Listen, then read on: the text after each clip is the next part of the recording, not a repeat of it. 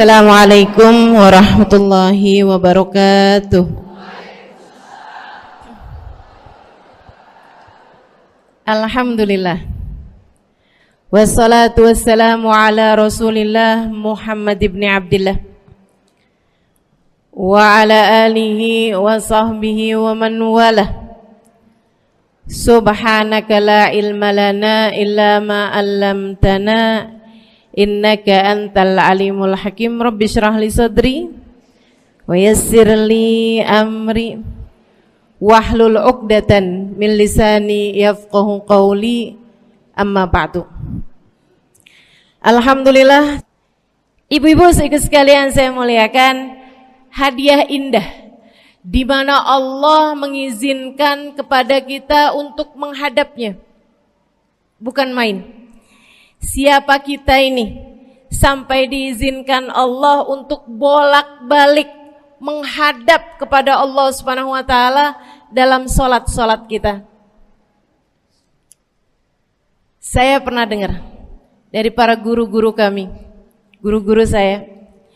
Mereka mengatakan di saat orang salat, di saat kamu salat, di saat saya salat, bukan hanya karena saya mau sholat, kamu mau sholat, akan tetapi karena kamu dianggap mulia di mata Allah, sehingga Allah izinkan dirimu untuk menghadap padanya.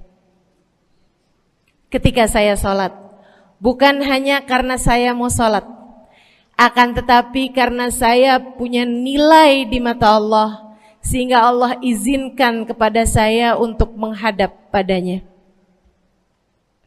Sebaliknya, ketika kamu tidak mau sholat, bukan hanya karena kamu tidak mau sholat, akan tetapi karena kamu sudah jatuh dalam pandangan Allah, terhina dalam pandangan Allah, sehingga Allah tidak lagi mengizinkan kepadamu untuk menghadap kepadanya. Ketika seseorang tidak sholat, bukan hanya karena dia tidak mau sholat, akan tetapi karena ia sudah tidak lagi bernilai di mata Allah, sehingga Allah tidak izinkan dia untuk menghadap padanya. Teman-teman, saudariku sekalian yang saya muliakan, kalau bicara tentang sholat nih teman-teman, ada 4 tingkatan, ada 4 kelas. Untuk kamu melihat sholatmu sudah ada di kelas yang mana. Kalau saya boleh bilang kelas teratasnya nih kelas bisnis, oke lah ya. Kelas bawahnya lagi kelas atasnya kelas eksklusif ya, kelas eksekutif. Terus bawahnya lagi kelas bisnis, bawahnya lagi kelas. Tapi ada 4 kelas, bawahnya lagi kelas gerbong. Nggak naik dalam kereta nih ya. Kelas yang paling bawah kita bahas nih, kelas gerbong nih. Kayaknya naik di atasnya nih ya, gerbongnya. Teman-teman sekalian, orang yang di saat mengerjakan sholat, dia kerjakan juga, tapi merasanya sebagai beban. Ya ampun, udah maghrib aja, baru juga asar. Ya ampun, males banget dah. Ini gak ada rusuh nih. Kita kan lagi jalan-jalan nih. Kita kan lagi belanja nih di Tanah Abang. Kita jamaah aja gimana sholatnya. Nah ini orang-orang yang menganggap sholatnya sebagai beban. Malas kalau disuruh sholat, terutamanya subuh. Terutamanya sholat subuh. Ini Allah ceritakan orang-orang yang seperti ini adalah kelompoknya orang munafik. Naudzubillah. Alladzina idza qamu ila sholati qamu kusala. Orang-orang yang kalau disuruh sholat bangun juga sih, tapi malas banget. Setan nih nemenin dia, kayak naroin batu di atas kepalanya, bikin dia berat mau ngerjain sholat. Kalau lagi tidur, ngipas-ngipasin matanya, bobo aja lagi. 5 menit lagi, 5 menit lagi. Bangun-bangun udah siang. Pernah terjadi padamu?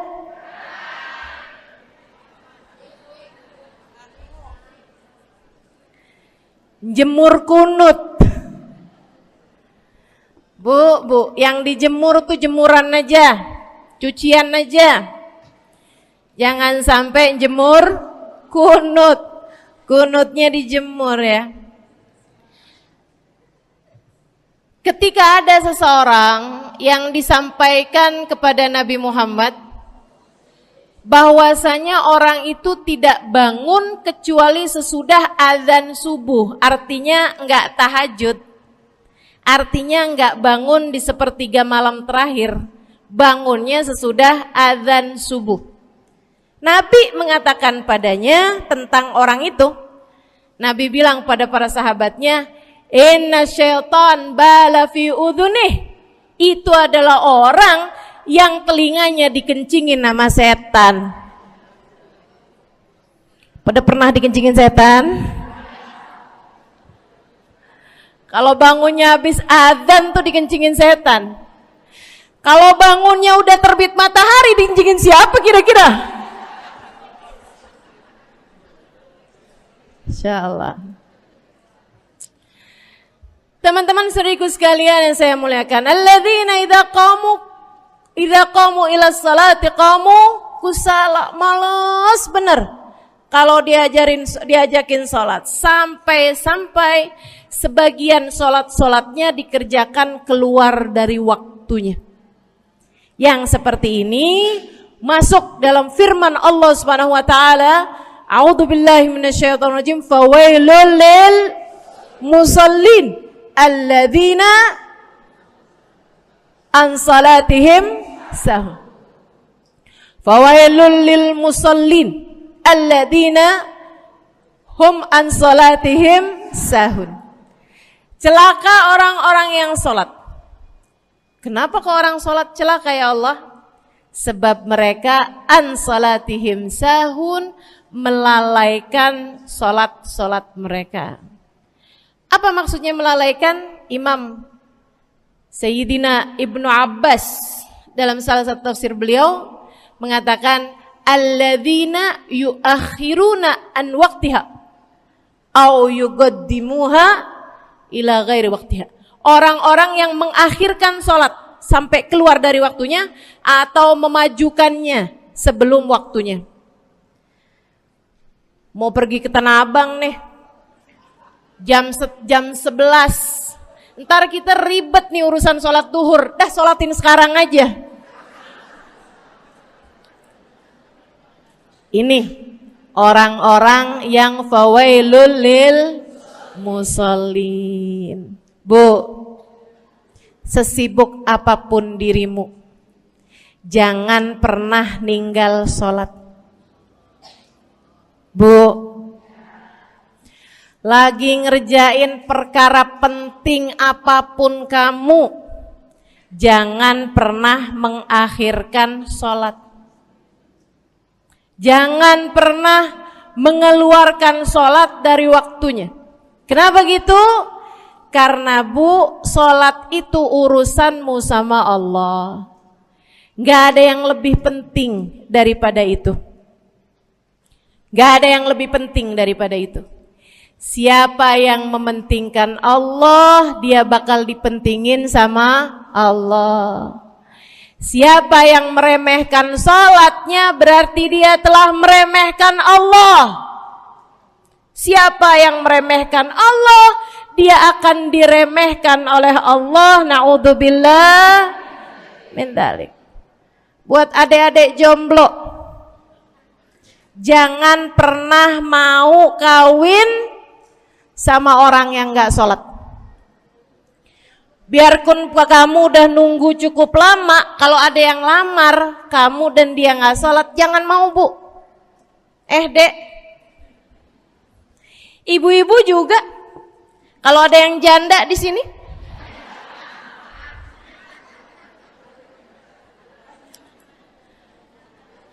terus ada yang lamar kamu, Walaupun di garasinya ada kijang,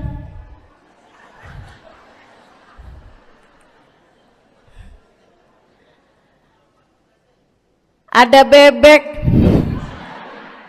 motor maksudnya ya, datang melamar kamu, jangan terima. Orang yang gak sholat, kamu jangan mau jadi istrinya. Kenapa? Saya kasih tahu ya, Allah aja dia tinggalin, apalagi kamu.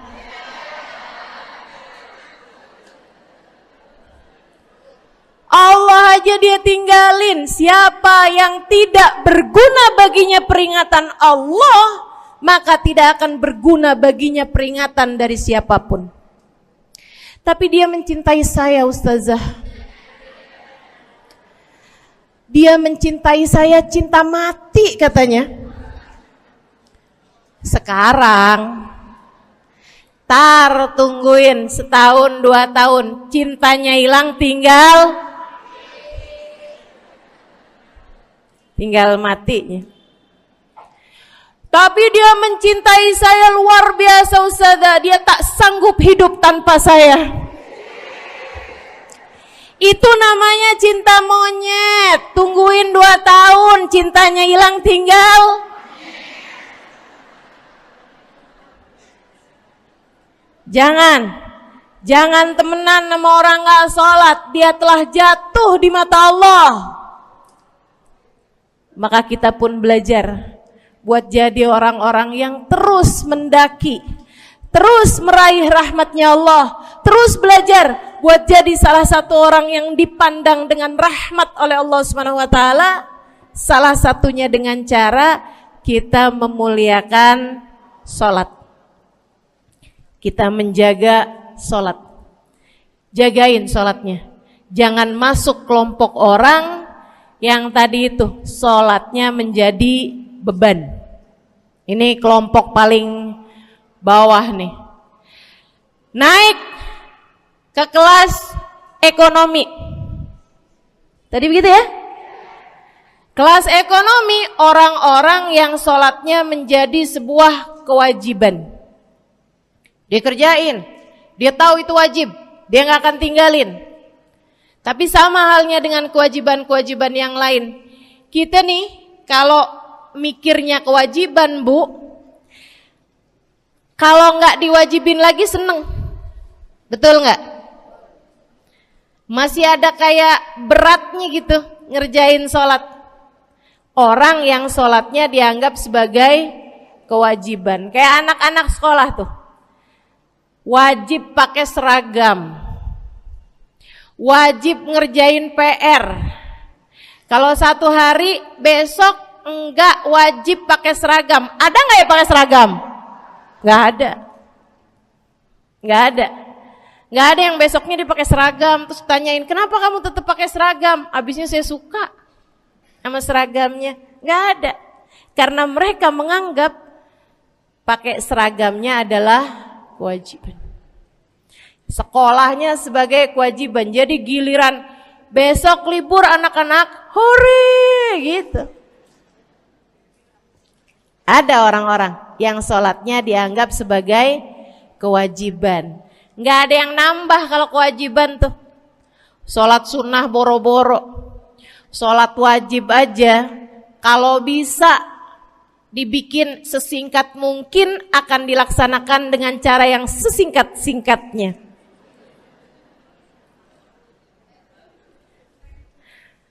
Habis ruku i'tidal sujud cepet bener ya. Malaikat raqib sama malaikat atid nih udah tahu aja kalau dia sholat. Habis ghairil maghdubi alaihim waladdallin. Malaikat atid bilang sama malaikat raqib, kulhu, catat kulhu udah pasti.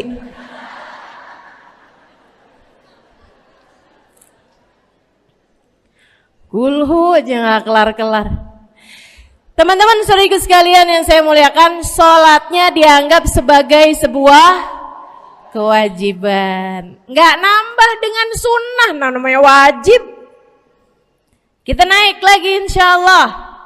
Sholatnya kita naikkan dari yang kewajiban kita naik menjadi kelas bisnis, sholatnya sebagai sebuah kebutuhan. Bu, mudah-mudahan nih ibu-ibu, teman-teman semuanya yang sedang menyimak kajian pada hari ini, saya doakan, karena saya berharap saya pun juga didoakan agar menjadi salah satu orang yang sudah berada dalam tingkatan ini. Sholat kita tahu adalah kebutuhan kita. Sama kayak kebutuhan makan, Bu. Ibu kenyang nggak kalau makan nasi doang 2 piring? Kenyang. Siapa yang bilang nggak kenyang?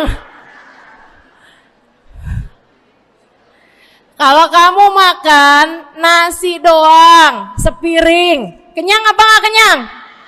Kenyang. Akan tetapi pasti ibu-ibu mau nambah dah. Nambah apaan? Lauk. Nambah lauknya. Ada ikan asin, ada sayur asem. Langsung pada lapar nih. Ada sambal. Masya Allah, ada tempe goreng. Udah Bu ya, tetangga lewat kagak nyadar. Masya Allah. Teman-teman sekalian, kita nambah, bahkan udah kenyang pun kita masih cari lagi tambahan. Makanan apa nih yang bisa kita makan? Karena kita tahu makan adalah sebuah kebutuhan kita. Kita perlu sama makan. Kita butuh sama makan. Maka demikian pula dengan orang-orang yang sholatnya sudah dia tahu adalah sebagai sebuah kebutuhan. Cukup sih duhur 4 rakaat, dia nambah. Ada qobliyahnya, ada ba'diyahnya. Jam-jam 9 pagi nggak ada sholat wajib sih, tapi pengen ngemil, ya Bu ya, dengan cara kerjain sholat duha. Malam-malam abisnya isya, ampun mau tidur, ingat katanya Nabi, pesannya kepada Sayyidina Abu Hurairah, wasani habibi, kata Abu Hurairah, an utir qabla an anam. Kekasih saya Nabi besar Muhammad, kata Abu Hurairah, kasih pesan pada saya untuk jangan tidur sebelum sholat witir. Jadi habis kelar sholat isya langsung sambung sama witirnya. Dia tahu sholatnya adalah sebagai sebuah kebutuhan. Kebutuhan. Saya butuh untuk sholat karena saya butuh kepada Allah. Saya perlu sholat karena saya perlu kepada Allah. Saya perlu sholat karena saya tahu urusan saya sebesar apapun saya rasakan adalah kecil dalam pandangan Allah. Saya perlu sholat karena permasalahan dalam hidup saya yang saya rasakan sebesar gunung di atas pundak saya, di atas punggung saya, di hadapan Allah tak sampai seperti setitik debu yang mudah saja untuk dia angkatkan dari kehidupan saya. Maka kita pun menjadikan sholat sebagai sebuah kebutuhan. Lagi sakit, jangan ninggal sholat. Kenapa? Kamu menghadap kepada yang punya kesehatan. Lagi banyak utang, jangan ninggal sholat. Sama, jangan utang lagi. Karena kamu menghadap kepada pemilik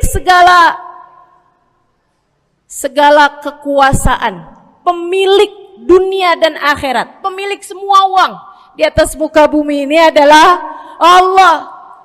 Makanya Habib Ali Habsyi, penulis kitab Maulid Simtud Durar, yang tadi ibu-ibu baca maulidnya, beliau pernah bilang, Ada dalam salah satu diwan beliau. Diwan tuh syair-syair beliau itu ya. Ali idza qad marid syafahu fi'lus shalah la'alla syirru sifa fi wad'i tilkal jibah. Kata beliau, Ali nih kalau lagi sakit, nih Habib Ali ya, beliau tuh padahal punya amal ibadah sangat banyak. Tapi Habib Ali bilang, Ali idza qad marid syafahu fi'lus shalah. Ali nih kalau lagi sakit, sembuhnya sama sholat. Sembuhnya sama sholat. La'alla sirru sifa. Rasa-rasanya memang Allah letakkan rahasia kesembuhan ada pada fi wad'i tilkal jibah, terletakkannya jabhah kita, dahi kita di tempat sujud. Di sana semua permasalahan-permasalahan dalam hidupmu menjadi ringan. Saat kamu meletakkan dahimu di tempat sujud, kamu berbisik lirih kepada Allah, akan tetapi suaramu didengar sama yang punya arsy. Akan tetapi suara bisikanmu didengar segenap malaikat-malaikat yang ada di atas langit. Kemudian mereka mendoakanmu sehingga Allah mengatakan wasjud waqtarib, sujudlah kamu. Posisi sujudmu itu waqtarib akan membuatmu menjadi dekat dengan Allah Subhanahu wa taala. Sujudlah dan mendekatlah kepadaku, kata Allah. Agrab ma yakunul 'abd min rabbih fahuwa sajid, kata Nabi Muhammad. Fa'akthiru fihi du'a faqamin an yustajabulah. Tempat terdekat seorang hamba dengan Tuhannya adalah saat dia sedang sujud. Maka perbanyaklah doa dalam sujudmu, kata Nabi Muhammad. Doamu sangat mungkin diijabah oleh Allah. Apalagi kalau doanya kamu haturkan di sepertiga malam yang terakhir. Saat-saat di mana kebanyakan manusia di sekelilingmu yang lalai berada dalam tidurnya, berada dalam alam mimpinya. Para ulama tuh sampai bilang, Bu, dari kehususannya sepertiga malam yang terakhir, orang yang ngerjain maksiat aja sepertiga malam yang terakhir tuh tidur. Ibu gak pernah tahu orang-orang pulang diskotik jam berapa? Gak tahu ya, sama. Tapi Bu, yang pasti mereka tuh sepertiga malam yang terakhir malah pada pulang, malah pada tidur gitu. Orang maksiat aja itu sama Allah dibuat tidur tuh di jam-jam yang biasanya turun rahmatnya Allah. Allah mau milih nih mana nih hamba-hambaku, pilihan-pilihanku akan aku bangunkan untuk menghadapku. Kemudian Allah Subhanahu wa taala bertanya, hal min mustaghfirin, hal min taib, hal min talibi hajatin faunilahul matalib. Siapa nih di antara kalian yang lagi mohon doa, minta pertolongan, mohon ampunan, akan aku beri, kata Allah Subhanahu wa taala, sebab kalian meminta pada waktu yang paling aku suka. Kalau punya hajat minta. Kapan mintanya? Dalam sujud.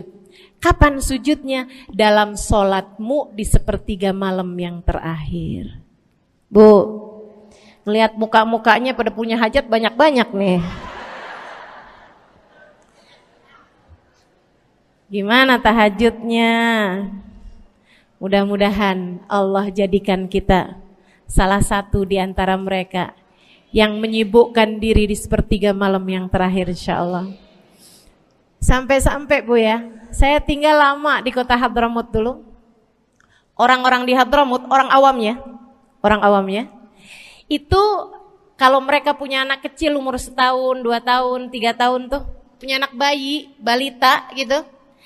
Kalau mereka bangun di sepertiga malam yang terakhir, mereka akan membangunkan anak-anaknya walaupun buat main. Alasannya 2. Yang pertama, agar mereka terbiasa bangun di jam-jam segitu. Nantinya kalau besarnya mereka jadi udah kebiasaan bangun di jam segitu, gampang ngerjain tahajud. Alasan yang kedua, ibu-ibu sekalian, agar anugerah, karunia, rahmat, pemberian Allah yang Allah turunkan di sepertiga malam yang terakhir, anak-anak mereka pun berhak untuk mendapatkannya karena mereka tidak sedang dalam keadaan tidur dan dalam keadaan berjaga. Kan kebalik sama orang kita. Anak-anak kita, cucu-cucu kita kalau bangun jam segitu kita tidurin lagi, masih malam nak, masih malam. Mama masih ngantuk nak. Masya Allah. Ibu, saya punya ibunya guru saya. Saya punya guru salah satunya dan yang tercinta di hati saya, Sayyidil Habib Umar bin Hafid. Guru saya. Beliau punya ibu namanya Hubabah Zahra. Almarhumah, baru meninggal masa-masa deket pandemi. Ya Bu ya, baru aja beberapa tahun silam meninggalnya. Itu ibu-ibu sekalian punya anak kalau nggak salah 12. Kalau nggak salah 12 anak beliau.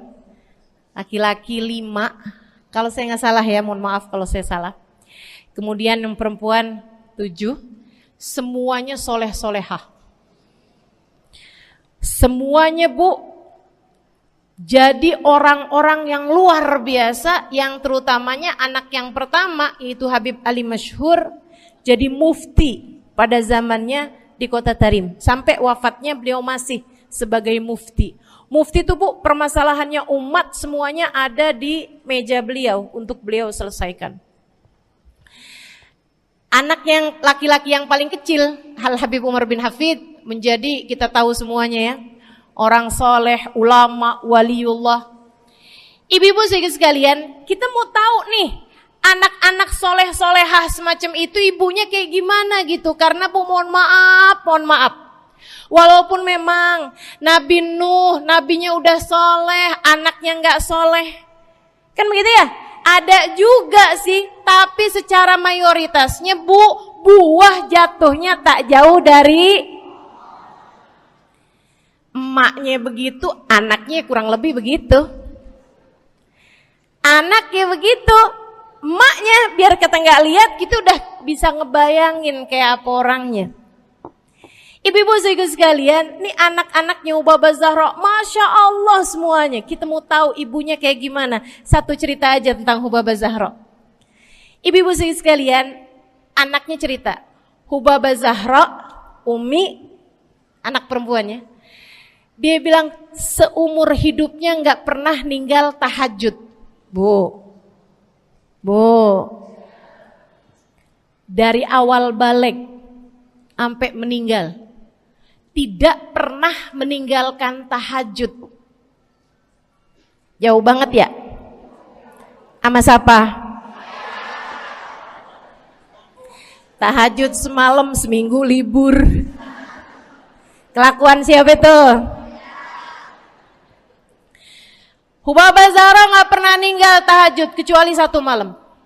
Satu malam itu beliau tuh lagi ada hajat besar, maksudnya lagi kayak ada acara pernikahan, kemudian beliau juga kelelahan, kecapean, baru tidurnya juga jam-jam 2, jam-jam mau jelang pagi Bu ya.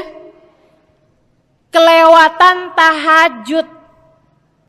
Bangun pas azan subuh.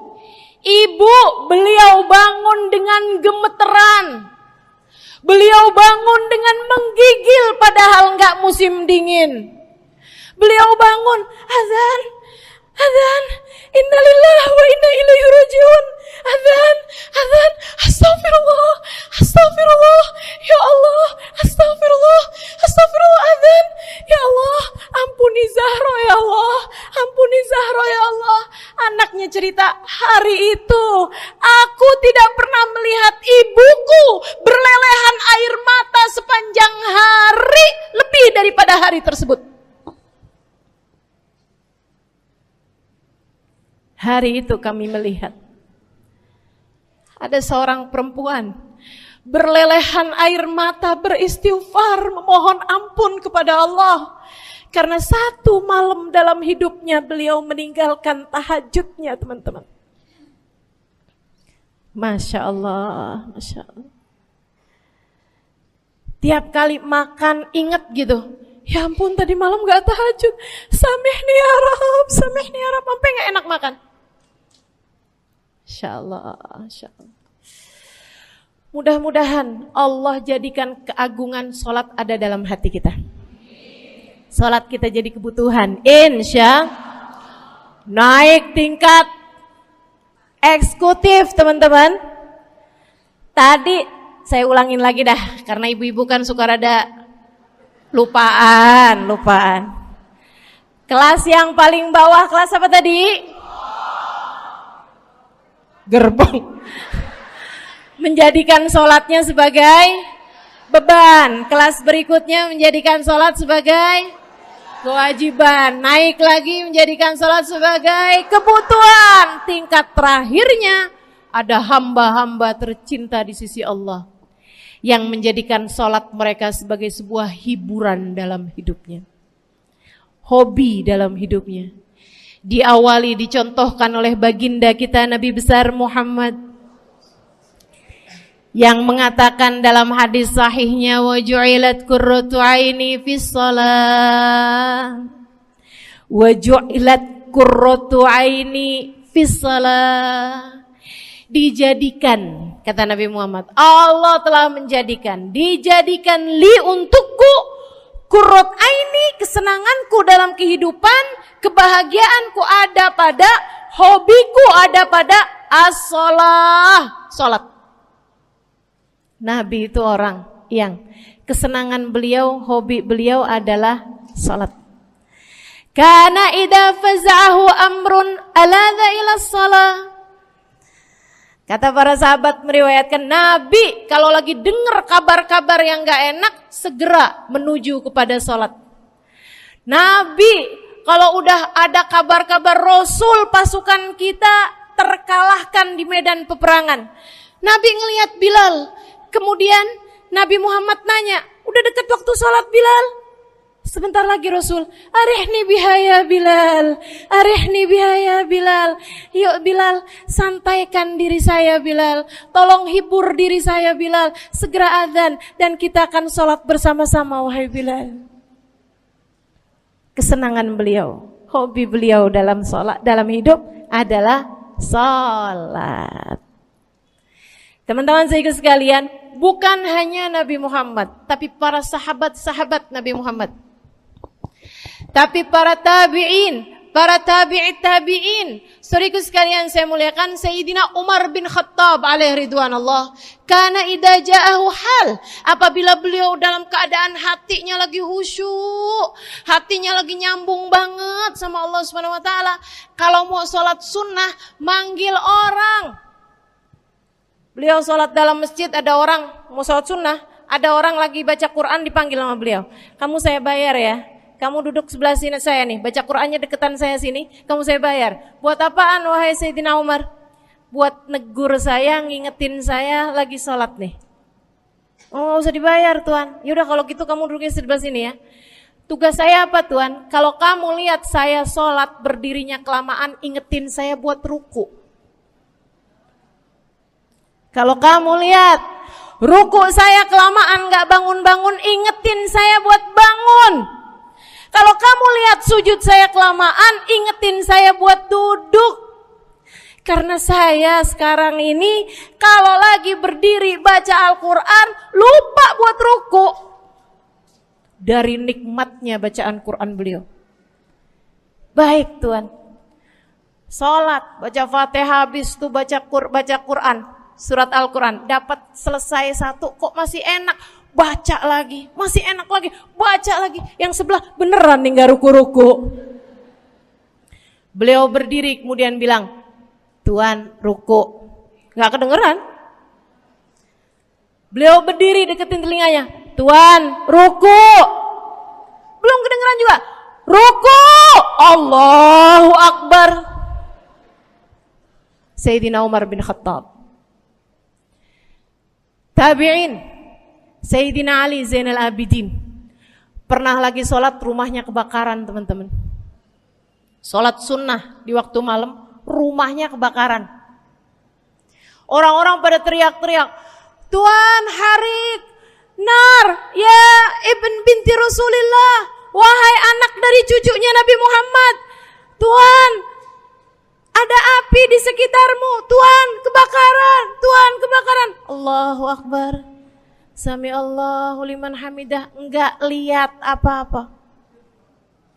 Habis selesai sholat baru lihat, kebakaran nih rupanya. Orang-orang pada bilang, kami sudah mengingatkanmu Tuan. Apa jawab beliau? Al-hadni an-narul kubro. Di depan saya ada api yang jauh lebih besar, api neraka. Saya nggak lihat api sekecil ini. Masya Allah. Saudaraku sekalian yang saya muliakan, para ulama Allah Subhanahu Wa Taala. Terakhir saya mau ceritakan Sayyidil Habib Abu Bakar As-Sakran, penulis Wirid Sakran. Kalau teman-teman pernah tahu, beliau saudaraku sekalian saya muliakan dapat julukan As-Sakran, orang yang mabuk. Karena mabuk kepada Allah Subhanahu Wa Taala. Beliau pernah satu waktu kena penyakit di punggungnya. Beliau kemudian tanya sama dokter, kata dokter, wah ini nih penyakit mesti diangkat, mesti dioperasi. Ya udahlah, operasiin saya. Disuguhin 1 gelas khamr di waktu yang telah ditetapkan untuk jadi waktu operasi. Apa ini? Khamr, minuman keras. Zaman itu belum ada obat bius. Dia bilang, ini buat apa? Khamr ini Tuan, minuman keras ya, agar engkau enggak sadar. Jadi enak gitu kita ngoperasinya. Dia bilang, saya mau dengan kesehatan saya kepengen ngerjain taat kepada Allah, saya enggak mau. Saya dapetin kesehatan saya dengan cara mengerjakan yang diharamkan Allah, yaitu minuman keras. Saya enggak perlu ini. Waduh, kalau gitu nggak bisa dioperasi Tuan. Kenapa soalnya? Ya nanti kan kesakitan, nanti susah operasinya gitu. Oh gampang. Kalau kalian pengen bikin saya nggak sadar, nggak perlu minuman keras. Terus gimana? Operasikan kalau saya sedang sholat. Maka mulailah, dokter-dokter udah pada siap. Beliau lagi sholat sunnah ya Bu ya. Allahu Akbar gitu. Mulai dokter buka baju belakangnya. Mulai Bu digunting kulitnya, digergaji tulangnya. Beliau Bu mukanya meringis saja enggak. Beliau ruku, dokternya ikutan nungging. Beliau sujud, dokternya ikutan menunduk juga. Beliau sholat nikmat banget. Sampai beliau selesai dari sholat, beliau nanya sama dokter-dokternya, kenapa nggak nurut tadi tuh waktu saya sholat mestinya operasi? Kata dokter, udah selesai Bib dari tadi. Masya Allah. Radiyallahu ta'ala anhum wardahum. Ini bukan kelas-kelas kita, saya cuma ceritain aja sama ibu-ibu. Bukan berarti ibu-ibu nanti pas waktu sakit bilang sama dokter-dokter nggak usah dibius. Beda hati Bu, beda hati. Ya Bu ya, beda iman, beda semuanya kita sama mereka. Yang pasti, makanya saya kan yang ini nggak doa nih. Pas yang kebutuhan tuh baru saya doa. Kenapa? Karena kayaknya tingkatan kita dah Bu ya. Mentok dah, sampai kebutuhan itu dah. Insya Allah, mudah-mudahan Allah jadikan kita orang yang menjaga salat insya Allah.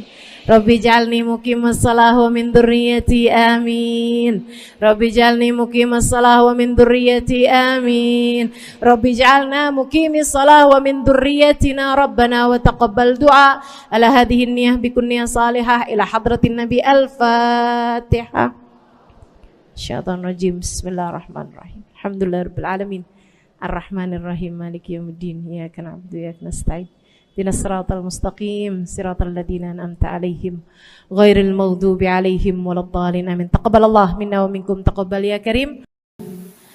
Sama-sama kita hormati, kita sayangi segenap keluarga besar dari Majelis Ta'lim Raudhatul Aliyah di bawah pimpinan Ibu Ayu Komaladewi Kita doakan semoga beliau beserta segenap keluarganya senantiasa dalam limpahan rahmat ridha Allah Subhanahu wa taala.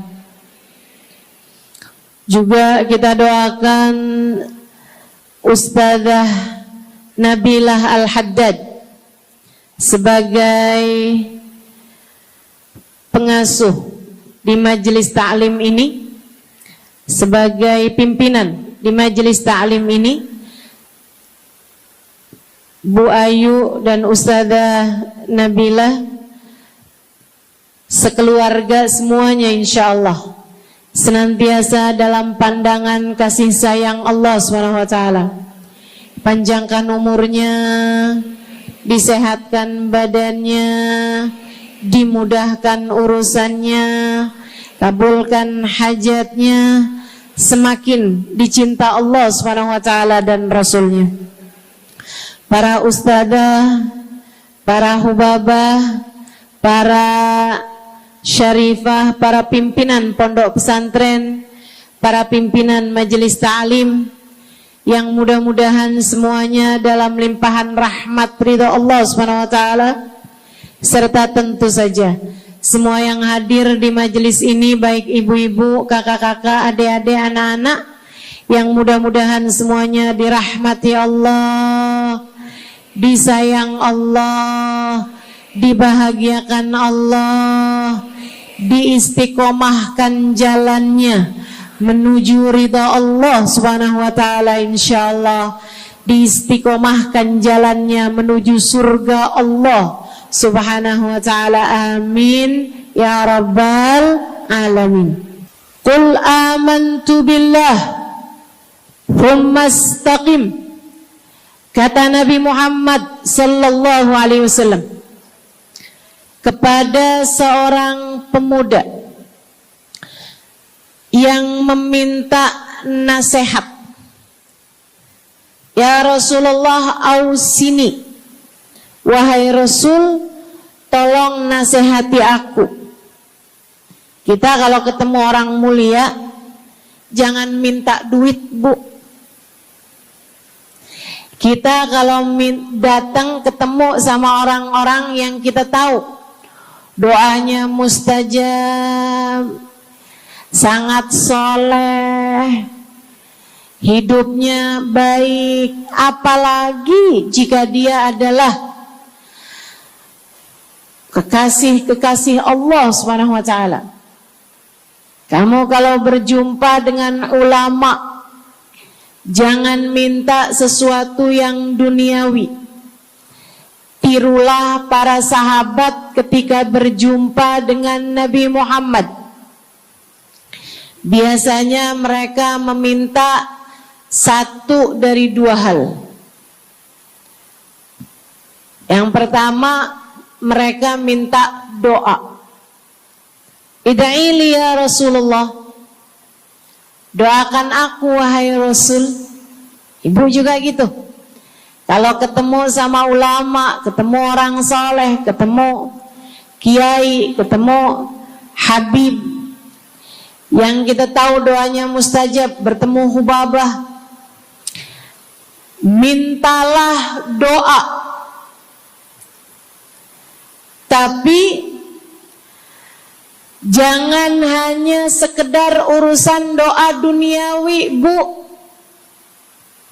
Doa duniawi itu yang gimana, Ustazah? Doa yang kalau diijabah nggak akan manfaat begitu kamu masuk dalam alam kubur. Itu namanya doa duniawi.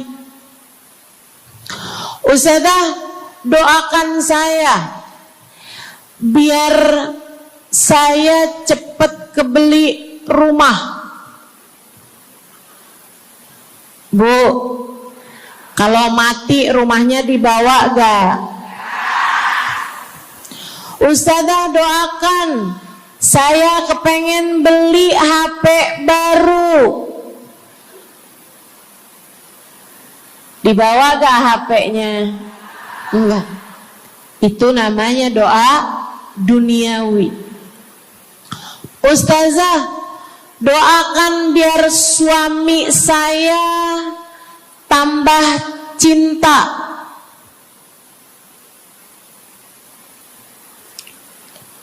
Kalau mati suaminya dibawa gak Bu? Walaupun kamu mau, dia gak bakalan mau Bu.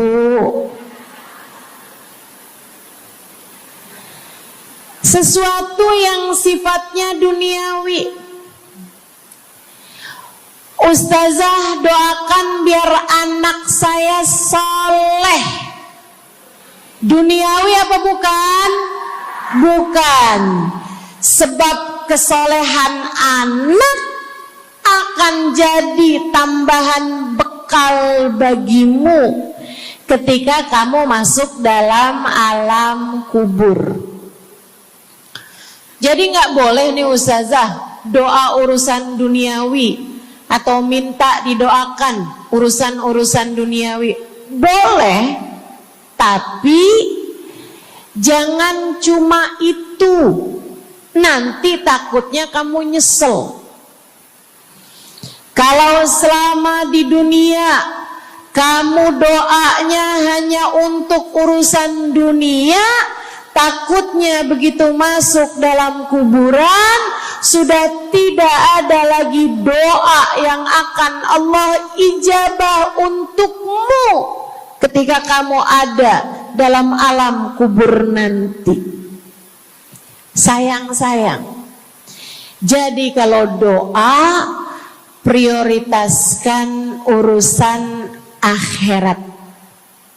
Insya saya berasa banget jadi orang yang sering dimintain doa sekaligus juga sering minta doa. Saya kalau ketemu orang saleh, ketemu habaib, ketemu hubabah, saya akan minta doa, nggak pernah minta duit saya.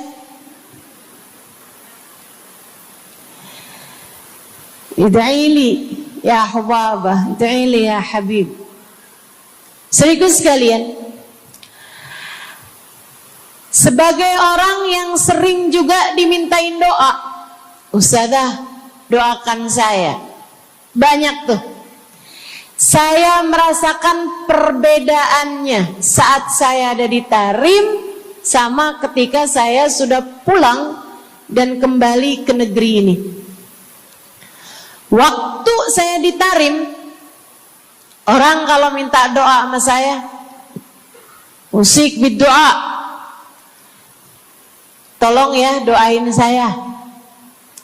Saya suka tanya, doa apa? Selalu aja, hampir semuanya mengatakan hal yang sama. Ida'ili bihusnil khatimah. Doakan saya biar husnul khatimah. Begitu nyampe ke Indonesia, kalau ada orang bilang Ustazah doain saya, biasanya lanjut tuh doanya, minta apa langsung dibilang, nggak pakai tanya. Ustazah doain saya biar utang cepat lunas. Ustazah doain saya biar cepat dapat jodoh. Ustazah doain saya biar jadi orang kaya. Ustazah doain saya biar suami nggak mendua. Ya Allah, ternyata kebanyakan orang kita kalau minta doa seringnya urusan duniawi. Bukan berarti nggak boleh, boleh aja sih.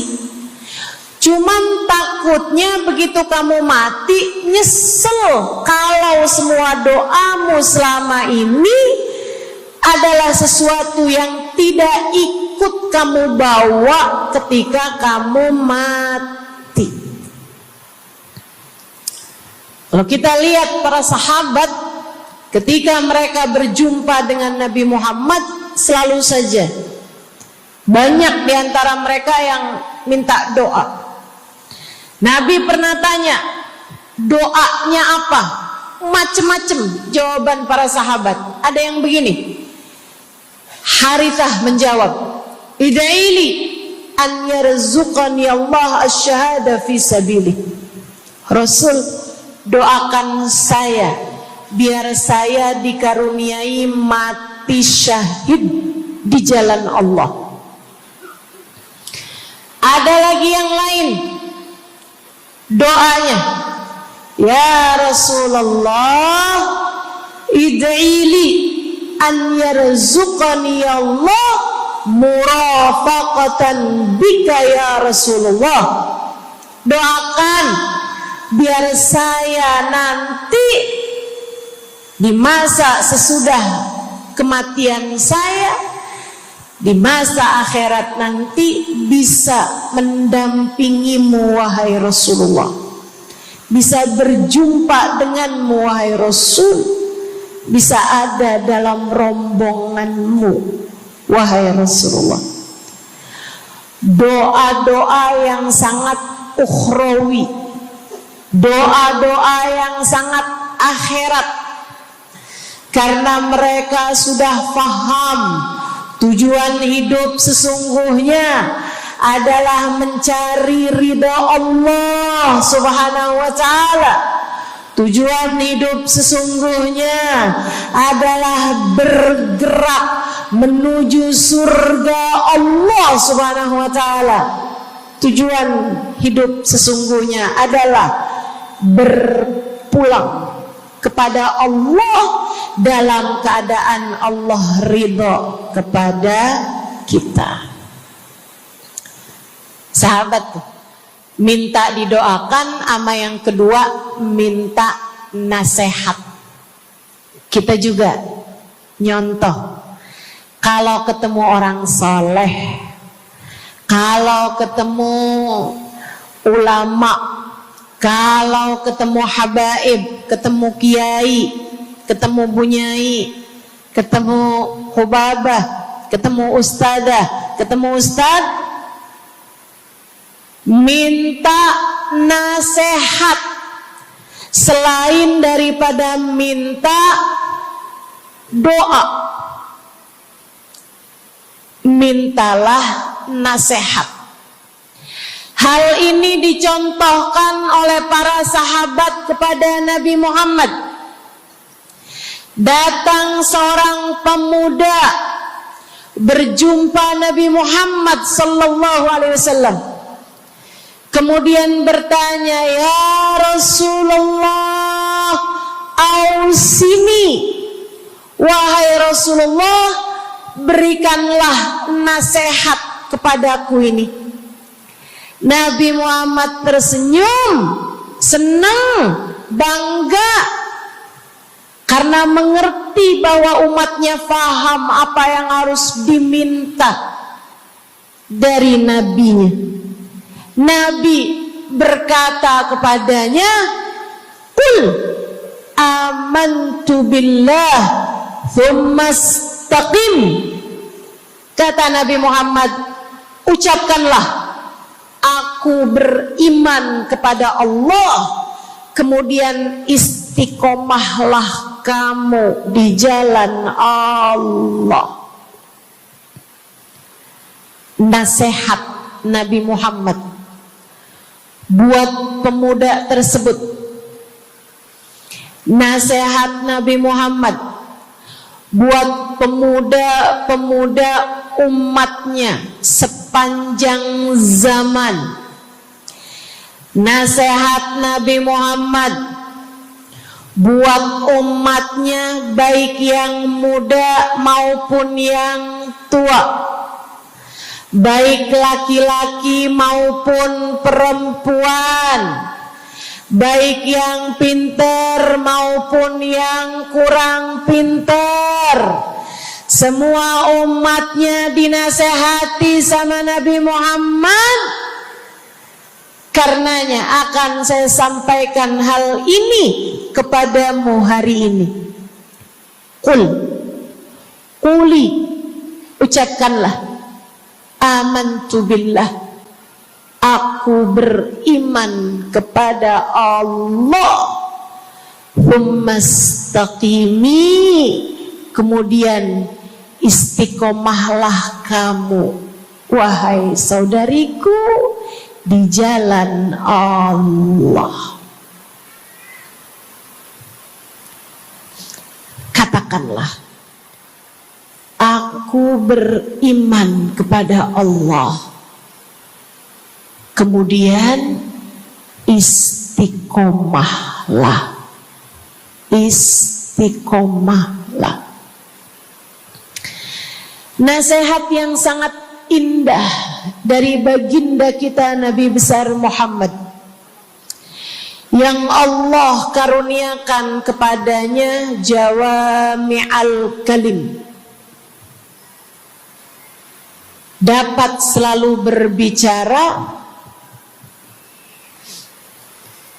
dengan kata-kata yang ringkas tapi padat.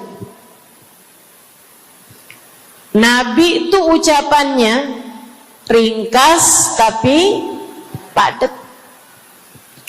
Nggak kayak saya, Bu, udahlah panjang dan ya, mudah-mudahan Allah jadikan ucapan-ucapan kita jadi kalimat-kalimat yang akan membawa kita menuju surga. Jadi ucapan-ucapan yang akan bawa kita menuju ridha Allah Subhanahu wa taala.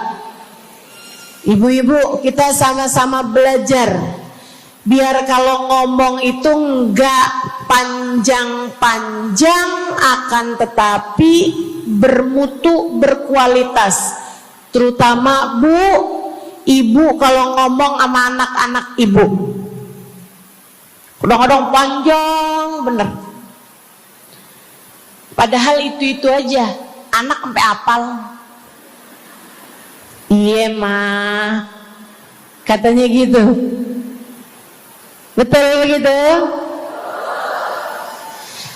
Nabi kalau ngomong pendek aja tapi penuh makna. Nabi kalau bicara seringkali nggak panjang-panjang tapi sangat berarti. Satu hadis beliau saja bisa disyarahkan, diberi keterangan, hingga bahkan berkitab-kitab banyaknya.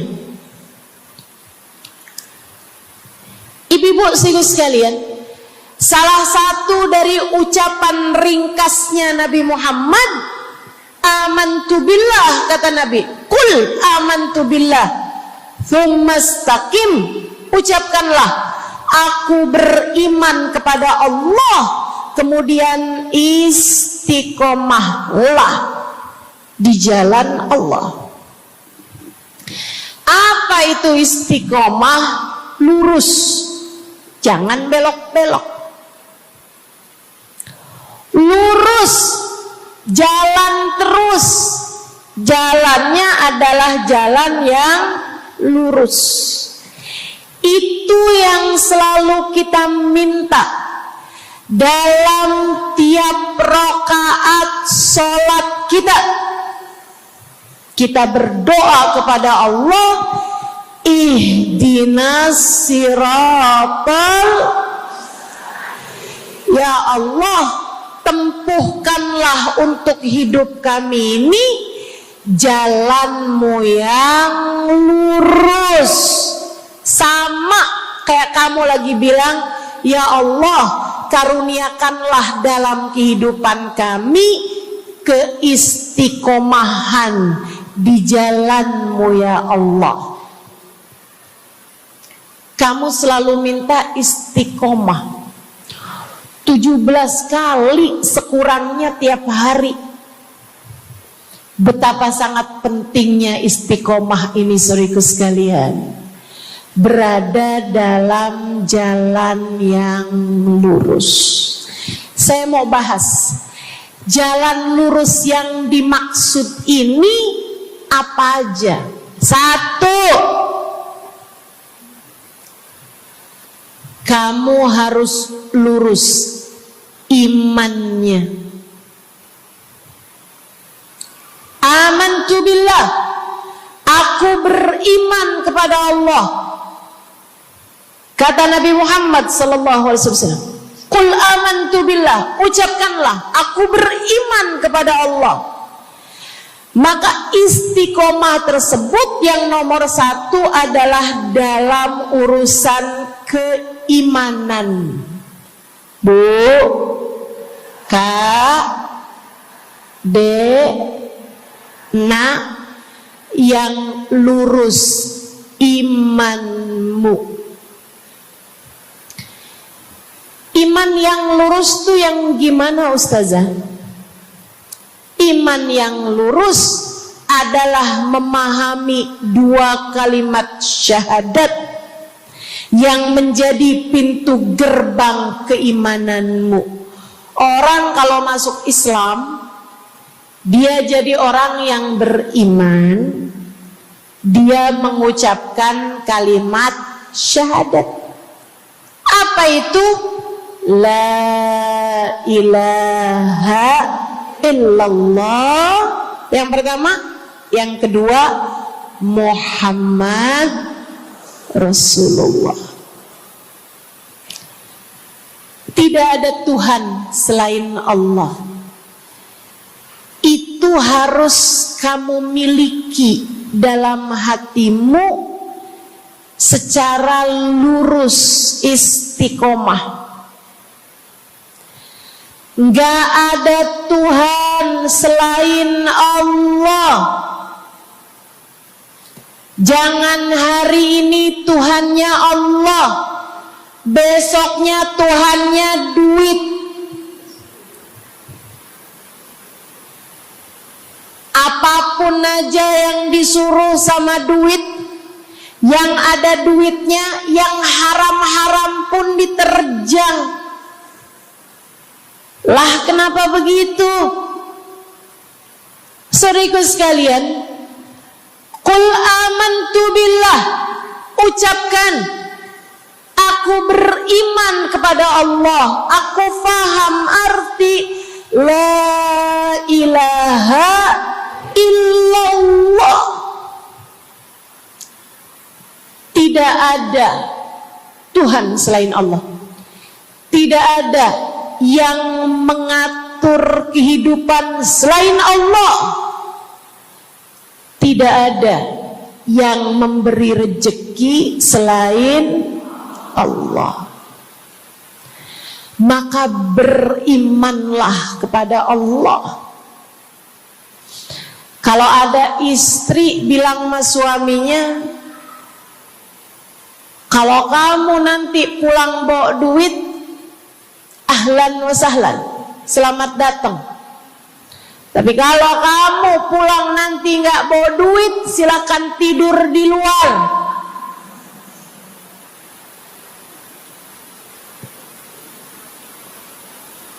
Kamu sepertinya kurang beriman. Kamu lupa bahwa pemberi rezeki bukan suamimu, melainkan yang ngasih rezeki itu cuma satu, Bu. Namanya bukan pekerjaan, bukan atasan, bukan pemerintah. Yang ngasih rezeki cuma Allah Subhanahu wa ta'ala. Maka berimanlah atas hal itu. Jangan nyalahin si ini, nyalahin si itu. Imanmu benerin. Imanmu benerin. Banyak orang saya liatin itu suka pada repot urusan rezeki. Banyak banget. Di dunia ini nih banyak yang suka repot urusan rezeki. ngejar dunia abis-abisan, ngejar duit segala macam cara, sampai omongannya nggak jadi omongan orang beriman. Waktu dibilangin jangan nyari rejeki yang haram, cari rejeki yang halal. Jangan berani ngambil yang bukan hakmu. Dia bilang begini nih, ya ustazah nggak tahu zaman sekarang, jangankan nyari yang halal, nyari yang haram juga susah saja.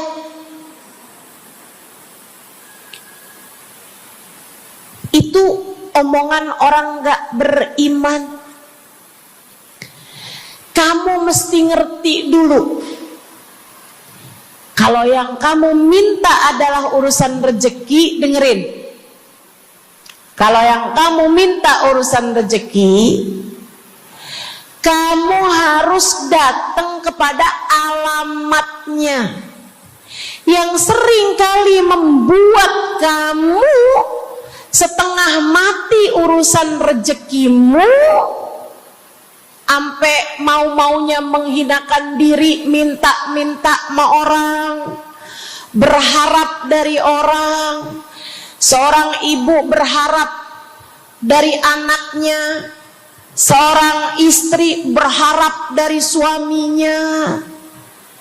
Saudariku sekalian, yang sering kali membuat kamu tersiksa urusan rezeki adalah karena kamu salah alamat. Kamu salah alamat. Kamu sedang tersesat jalan. Kamu sedang salah arah. Makanya jadinya kemana-mana kamu nggak nemu. Orang alamatnya aja salah. Ini kalau kamu mau ke Kubah Mas, tapi kamu perginya ke Taman Mini, nyampe apa nggak nyampe? Dapat apa enggak majelisnya? Nggak dapat. Kenapa? Salah alamat. Yang dicari Kubah Mas, kamu perginya ke Keong Mas. Nggak nyampe, nggak dapat. Saya kasih tahu padamu, alamat rezekimu ada pada Allah. Alamat rezekimu ada pada Allah. Alamat rezekimu ada pada Allah. Maka berimanlah kepadanya, fahamilah arti la ilaha illallah. Tidak ada Tuhan kecuali Allah. Gak ada yang ngasih rezeki selain kamu. Lagi sakit, kamu mau nyari obat, saya kasih tahu alamat obatmu. Alamat yang bisa menyembuhkanmu hanya satu, namanya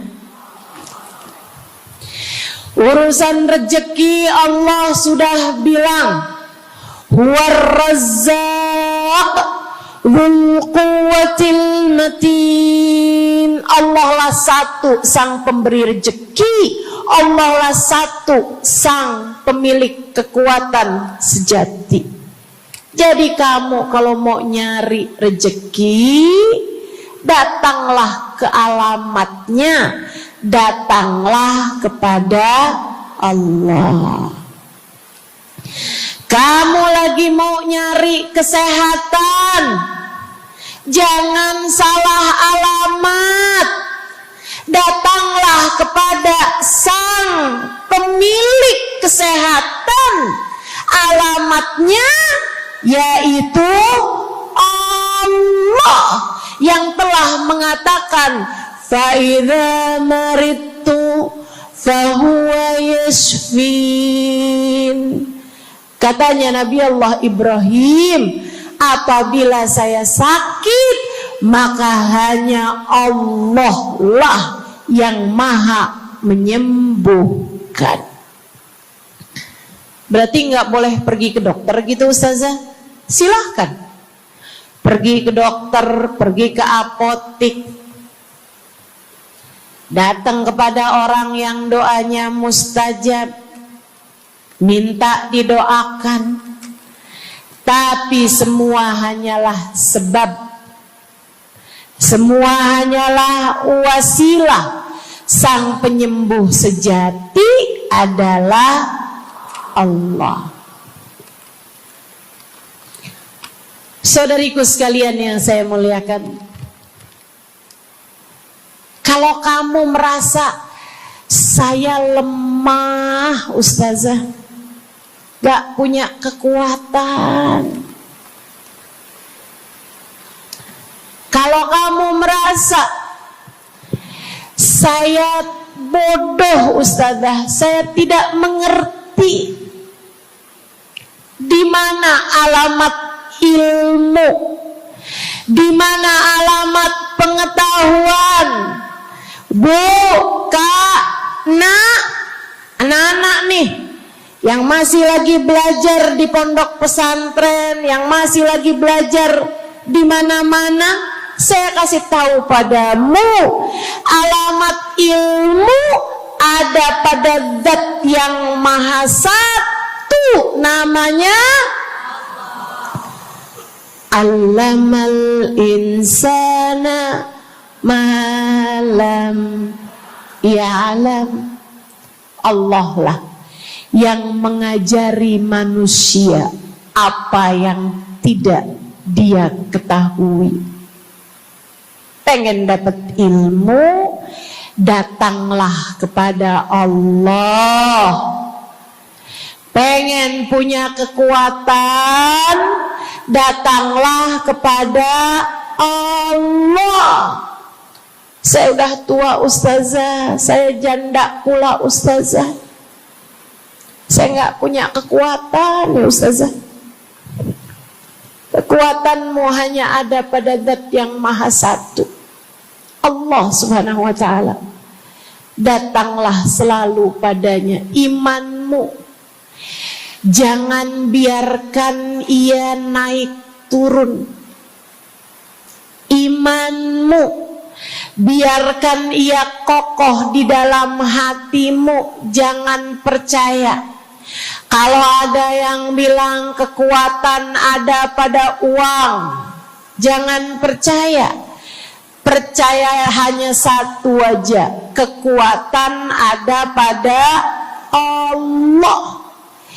Jangan percaya orang bilang kekuatan ada pada kecantikan. Kalau kamu cantik, kamu kuat, suamimu gak akan kemana-mana. Jangan percaya, Bu.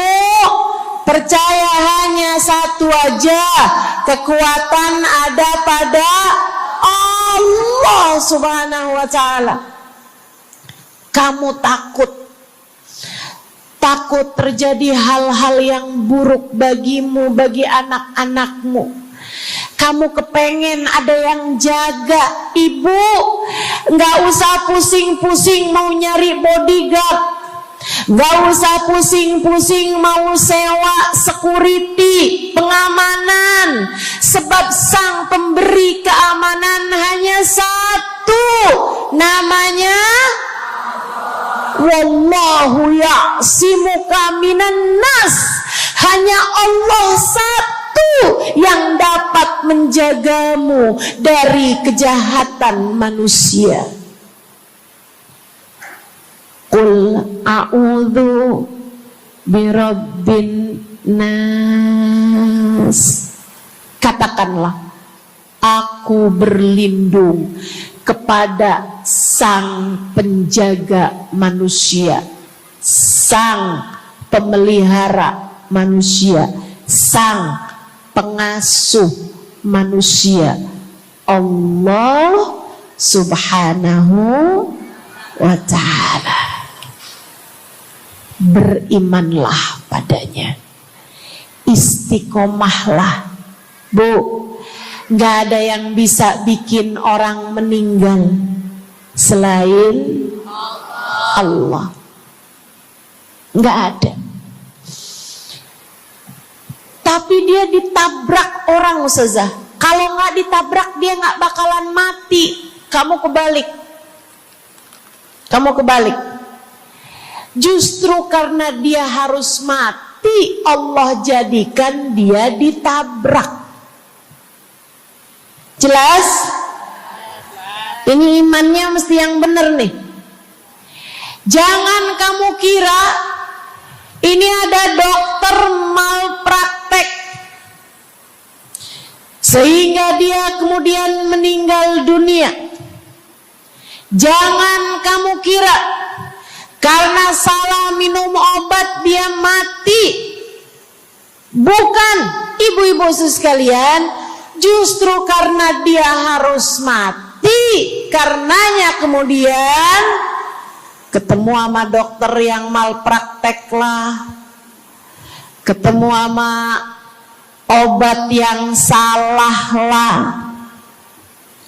Itu hanya sebab kematiannya itu sendiri. Allah udah bilang, idza jaa ajaluhum la yastakhiruna sa'atan wa la yastaqdimun. Apabila datang ajal seseorang, enggak ada siapapun yang bisa memajukan barang semenit pun, enggak ada yang bisa memundurkan meski sesaat sekalipun. Enggak ada. Emang udah kepastiannya. Waktunya mati ya mati, Bu. Gak ada yang bisa menghidupkan, sekaligus tidak ada yang bisa mematikan selain Allah. Itu artinya istiqomah dalam iman. Tapi tunggu dulu, sebelum saya lanjutkan istiqomah yang lain. Selain beriman kepada Allah, kamu juga harus beriman kepada Nabi Muhammad. Kamu harus beriman kepada Nabi Muhammad. Beriman bahwa beliau adalah, a'udzubillahi minasyaitonirrajim, qul innama ana basyarum mithlukum yuha ilayya. Dua-duanya harus seimbang. Innama ana basyarum mithlukum, tapi juga yuha ilayya. Katakanlah wahai Nabi Muhammad, aku adalah seorang manusia seperti kalian. Saya punya badan, saya punya perasaan. Kalau nggak makan-makan saya lapar. Kalau habis makan nggak minum saya haus.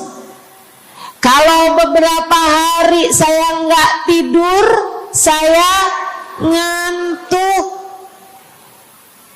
Qul innama ana basyarun. Sampaikan kepada manusia, aku adalah seorang manusia seperti kalian juga.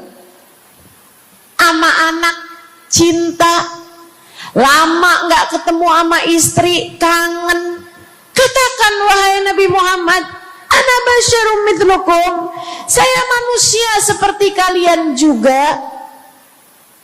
Kalau ada yang disayang kemudian meninggal, sedih. Karena Nabi adalah seorang manusia. Tapi tunggu dulu, beliau tidak hanya sekedar manusia, Itu adalah satu sisi kehidupan Nabi Muhammad. Jangan lupa, innama ana basyarum mithlukum, tapi yuha ilayya, aku diberi wahyu, aku hamba wahyu, aku berbincang-bincang dengan Allah, kalian tidak. Aku berbicara langsung dengan Allah, kata Nabi Muhammad, kalian tidak. Aku dituruni malaikat Jibril, kalian tidak. Aku diberi wahyu Al-Quran 30 juz, kalian tidak barang seayat pun. Nih, kalau saya perhatikan, imannya umat manusia yang beriman kepada Allah sekalipun menjadi cacat ketika tidak beriman kepada Nabi Muhammad. Lihatin, mohon maaf, orang Yahudi, Bu, beriman kepada Allah. Kamu kalau nanya sama orang Yahudi, Tuhanmu siapa? Allah. Tapi mereka enggak beriman kepada Nabi Muhammad. Apakah mereka disebut orang yang beriman? Tidak. Orang Nasrani, apakah mereka beriman kepada Allah? Iya. Tapi apakah mereka beriman kepada Nabi Muhammad? Tidak. Apakah mereka beriman? Tidak. Bahkan umat Islam ada yang mempercayai sesudah Nabi Muhammad ada nabi yang lain, namanya Mirza Ghulam Ahmad, sehingga mereka menyebut agama mereka Islam, tapi agama Islamnya pakai ada kelanjutannya, Islam Ahmadiyah. Apakah mereka beriman? Tidak. Sebab syarat iman selain la ilaha illallah juga ada Muhammad Rasulullah. Bahkan, Bu, ada banyak di antara kita orang-orang yang iman kepada Allah luar biasa, tapi kalau urusan kepada Nabi Muhammad, kalau lagi diceritain Isra Mi'raj, dia bilang Nabi Muhammad tuh gak usahlah segitu amat diperayakan Isra Mi'rajnya. Nabi Muhammad tuh Isra Mi'raj cuman sekedar ruhnya aja, badannya nggak pakai Isra Mi'raj. Jadi Nabi itu orang ngelihatnya kayak tidur aja, ruhnya aja yang melayang-layang. Isra Mi'raj bener, tapi ruhnya aja, badannya nggak pakai pergi. Jadi kalian nggak usah berlebih-lebihan sama Isra Mi'raj. Oh, kenapa gitu? Kamu gak percaya sama Isra Mi'raj, sama badan-badannya Nabi sekalian, kamu gak percaya. Kenapa? Ya karena itu gak masuk akal. Manusia kan gak bisa kayak gitu. Nabi Muhammad kan manusia. Kamu lupa bahwa Nabi walaupun manusia, beliau adalah yuha ilayya. Beliau adalah hamba wahyu. Ketika diceritakan tentang mukjizatnya Nabi Muhammad yang bisa memperbanyak makanan, bahkan ada ghazal, ada rusa yang berbicara dengan Nabi Muhammad, ada unta yang sujud kepada Nabi Muhammad, ada pohon yang datang kepada Nabi Muhammad dengan mencabut akarnya, kemudian berjalan dengan akarnya menuju Nabi Muhammad. Ketika dipanggil, kemudian sujud pohon tersebut kepada Nabi Muhammad sallallahu alaihi wasallam dan bertanya, "Mengapa engkau memanggilku wahai Nabi?" Dia nggak percaya, nggak masuk di akal. Itu hanyalah dongeng.